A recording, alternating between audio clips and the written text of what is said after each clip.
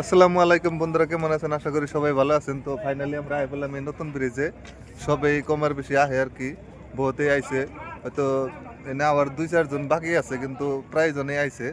তো জায়গাটা বহুতই দেখার জন্য অনেক সুন্দর। তো তোমার কেমন লাগতেছে জায়গাটা আইয়া কওছে? খুবই ভালো লাগতেছে। আশা করি আন্নিগো খুব ভালো লাগবো। তো কারা কারা দেখুন নাই তাড়াতাড়ি আয়া যায়। এনুকার জায়গা মানে ভিউটা খুব সুন্দর।